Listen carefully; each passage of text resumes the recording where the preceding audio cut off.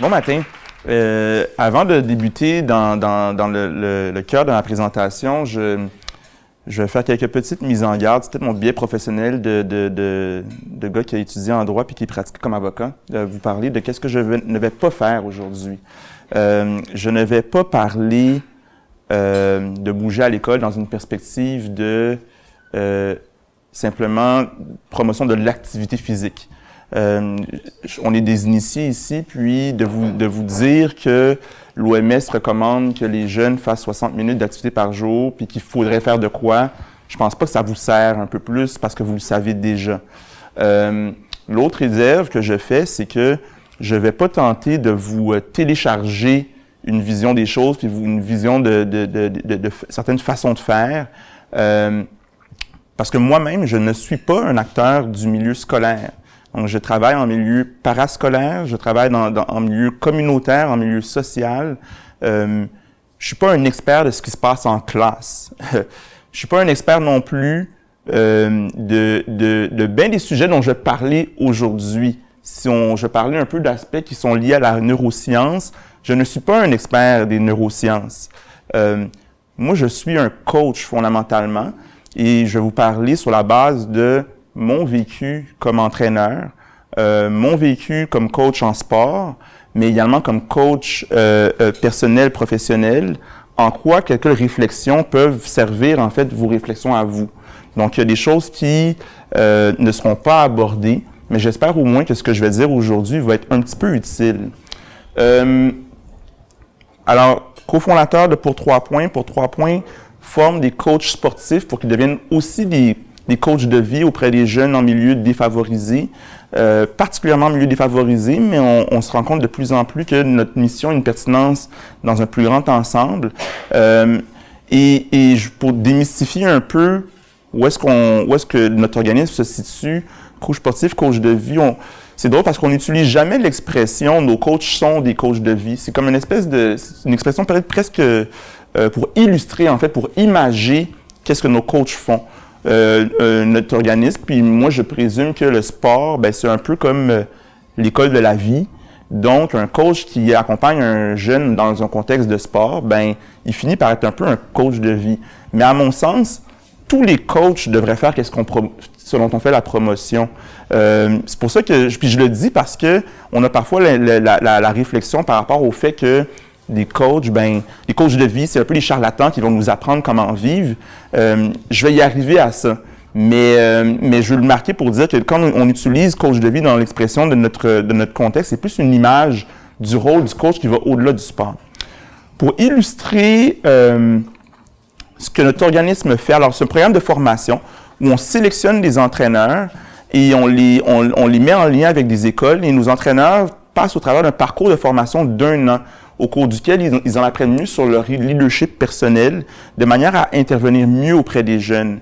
Donc, c'est pas juste de prendre en compte des outils, c'est vraiment de faire en sorte que le coach se connaisse mieux lui-même, puisse mieux interagir, oui, connaisse mieux les techniques d'enseignement, mais aussi connaisse l'environnement dans lequel les jeunes évoluent, de manière à jouer son rôle, parce que bon, le coach, d'abord et avant tout, c'est lui-même qui l'a ou qu'elle a comme outil.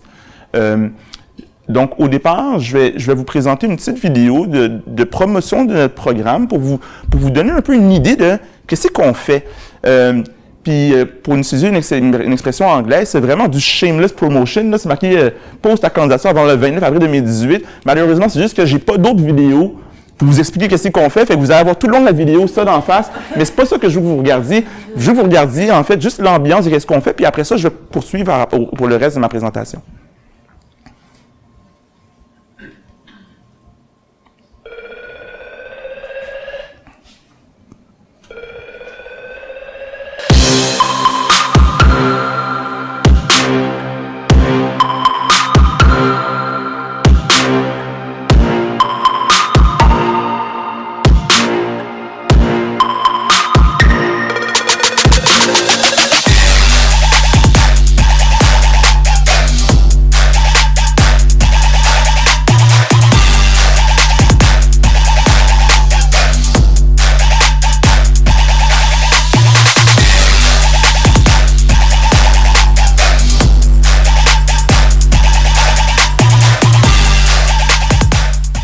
Alors ça, c'est la cohorte de coach avec laquelle on travaille présentement. Puis gardez ça en tête par rapport à l'ambiance de qu'est-ce qu'on a, puis ça en quoi je crois dans la manière dont on doit enseigner, dans la manière dont on assure un développement. Je me trouve aussi être un coach certifié en développement intégral d'une école qui s'appelle New Ventures West, une école à San Francisco, qui a sa branche francophone Convivium au Canada, qui m'a certifié pour être un coach justement en accompagnement individualisé. Donc, de faire en sorte que nos clients de coaching sont des individus qui soient mieux en mesure d'affronter les circonstances de leur vie. Dans un contexte comme celui-là, je suis apte à accompagner des employés, des dirigeants, des individus dans la manière dont ils composent avec certains de leurs enjeux. La définition que nous, on se donne du coaching, puis là, je mets mon chapeau de coach en développement intégral. Donc, la définition la plus simple, là, aider le client à développer ses compétences afin qu'il puisse s'engager le plus pleinement et le plus habilement possible dans sa vie ou face aux défis auxquels il est confronté. Ça, c'est une vision qui est assez cohérente avec une perspective du développement global de l'individu.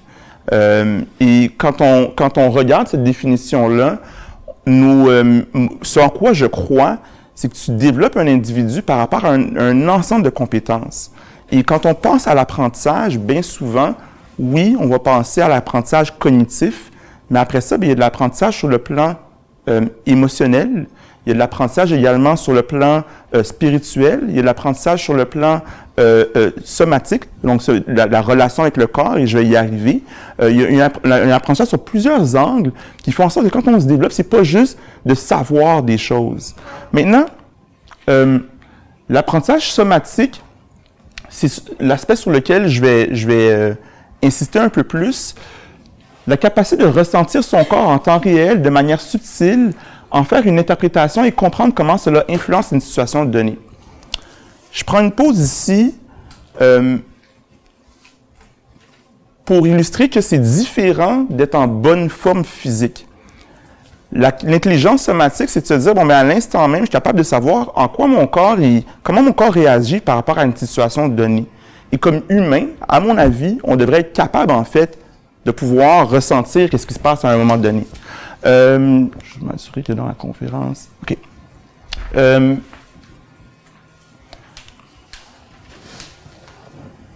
En petite enfance, de ma compréhension, on en arrive à comprendre qu'on développe un individu sous un axe global. On parle beaucoup d'axes qui ne sont pas juste des axes cognitifs. On va parler de compétences socio-affectives, on va parler également de motricité. On va bâtir en fait des environnements. Puis moi, j'ai googlé, puis j'ai dit « centre de la petite enfance », puis c'est une des premières images que j'ai trouvées.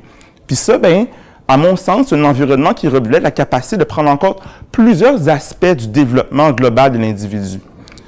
Par la suite, je suis allé voir la définition ou la mission éducative de l'école pour me rendre compte que la mission, c'est instruire, socialiser et qualifier. Qui, à la lecture même, est peut-être un peu plus restreinte que le développement global. Puis là, j'ai googlé ce à quoi ressemble une classe. Puis une classe, ça ressemble à quoi? Quand j'ai googlé école primaire, excusez-moi. Puis ça ressemble un petit peu à ça. Ce qui offre, bien entendu, beaucoup moins de possibilités de développement global.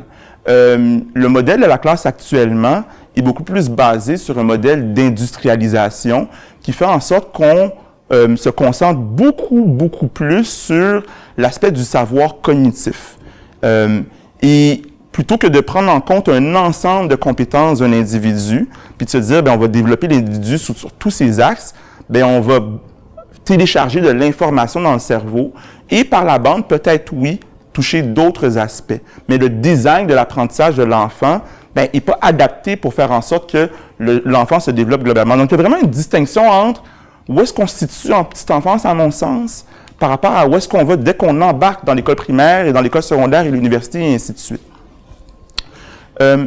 Si on assoit des enfants, en fait, OK, c'est parce que on a beau nous dire que il faut créer des espaces où les jeunes bougent, si fondamentalement la manière dont on aborde l'éducation, c'est uniquement de l'instruction cognitive, on bâtit uniquement un seul muscle. Puis si on assoit des enfants tout au long d'une journée à prendre des notes, à apprendre des choses de manière très unilatérale, ben on ne bâtit pas les autres muscles au quotidien. Donc, il y a une réflexion à avoir par rapport à comment est-ce qu'on en vient à reconfigurer un peu l'éducation. Comment est-ce qu'on en vient à ce que tout au long de l'éducation de l'individu, ben, on va toucher les compétences affectives, on va toucher les compétences émotionnelles, on va toucher le somatique, la relation avec le corps, de manière à ce que tous les muscles, en fait, se développent un peu les uns par rapport aux autres. Puis, beaucoup les maux de notre société, de mon point de vue, sont liés au fait qu'on a des carences importantes comme adultes sur certains angles, sur certains aspects. Moi, je le vois quand j'accompagne des clients en coaching, j'en fais un petit peu, le temps me le permet, ou même par rapport à nos coachs. Ça arrive très souvent où, là j'y vais dans la compétence émotionnelle, ça arrive très souvent les moments où je vais dire à quelqu'un, quand telle situation arrive, comment est-ce que tu te sens? Ou c'est quoi l'émotion qui émerge? Et de façon systématique, la réponse qui m'est donnée, c'est « je me sens comme si la personne, l'autre, n'a pas été gentille avec moi. » Puis là, et la personne ne va jamais nommer l'émotion qu'elle ressent parce qu'elle est presque dans une incapacité de le faire. De se dire « Bon, mais quand tu es vraiment fâché, comment est-ce que tu te sens? Quand tu es vraiment fâché, ton corps, il réagit comment? » Puis on est souvent dans une incapacité même de nommer comment notre corps réagit. Ça, c'est l'image d'un exercice que dans une cohorte de formation de nos coachs, on a fait. C'est un exercice qui visait à faire le lien entre nos comportements visibles et les comportements internes, ou en fait les mouvements internes qui sont en fait sous le iceberg. Donc l'image qu'on utilise dans nos formations avec nos coachs, c'est le iceberg, c'est-à-dire que quelqu'un qui crie après un enfant, ça c'est le comportement visible qui est la pointe de l'iceberg, mais en dessous, il y a tout un ensemble de choses qui se passent qu'on ne voit pas. Et dans le cadre de l'exercice, j'ai été appelé à identifier une de mes plus grandes peurs. Donc je vous dévoile qu'il y a une de mes plus grandes peurs, c'est ne pas être à la hauteur des attentes. Alors que ma collègue Candice ici, c'est la question de l'inadéquatie, c'est d'être inadéquat, qui est un peu une peur similaire. Ce qui est intéressant quand on regarde cette photo-là, c'est que sur le plan somatique, les deux moments, on identifie notre plus grande peur. Regardez comment on se tient. Les deux, les genoux fermés, les épaules renfermées. Puis si on devait me replacer à ce moment-là, je n'étais pas capable de me rendre compte qu'effectivement, j'étais de même. Et juste le fait d'imaginer ma plus grande peur a fait en sorte que mon corps s'est transformé. Si je devais me coacher à ce moment-là, je me dirais peut-être de voir comment est-ce que je me sentirais, comment est-ce que je me sentirais si je relevais mes épaules et j'ouvrirais. L'idée, c'est pas tant de bloquer l'émotion de la peur, c'est pas de l'ignorer, mais c'est de dire, mais dans cette situation-là, si tu ouvres tes épaules puis tu réfléchis à cette situation-là, est-ce que tu peux amener un peu plus de courage par rapport à l'émotion que tu ressens?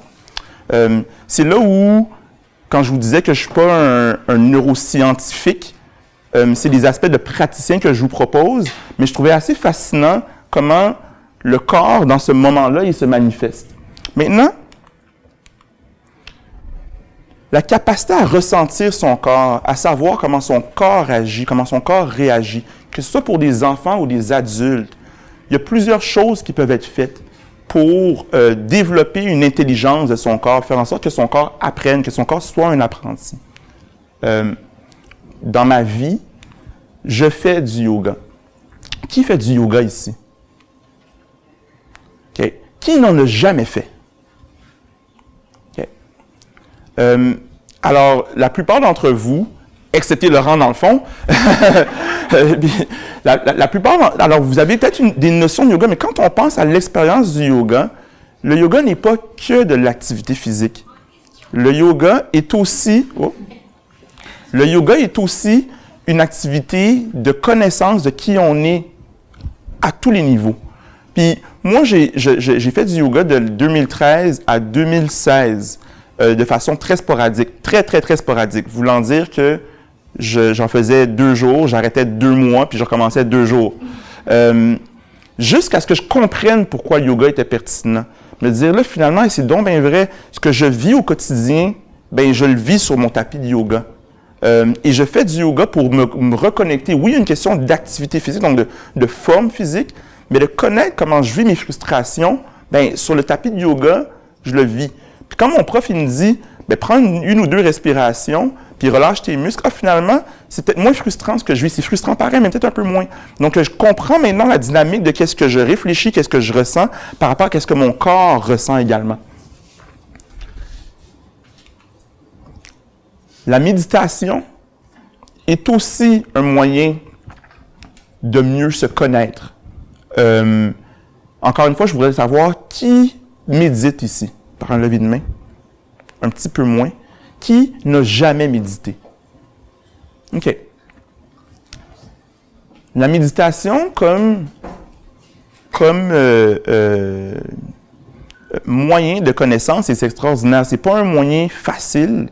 C'est même pour plusieurs, au départ, une expérience même désagréable.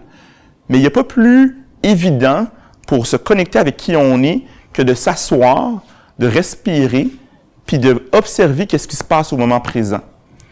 De façon plus spécifique, il y a une manière de méditer qui s'appelle le balayage corporel, qui fait en sorte que tout au long d'une durée, ça peut être un 10, un 20, un 30 minutes, bien, on en vient à ressentir puis porter attention à ce qui se passe du bout des pieds, du bout des orteils, jusqu'au haut de la tête. Puis, encore là, c'est une manière de bâtir le muscle, de simplement dire, eh bien, non, dans l'instant présent, je suis capable de sentir qu'est-ce qui se passe. Puis, de le faire assis immobile, c'est une manière de dire, bon, mais en le faisant de cette manière-là, quand je suis dans un échange avec un autre individu, puis je discute, bien, finalement, je suis capable de savoir quand l'individu me dit quelque chose qui me heurte, bien, je suis capable de voir l'émotion que je ressens, puis de mieux comprendre, en fait, comment répondre à la situation. Est-ce que c'est clair ce que je dis là? OK, parfait.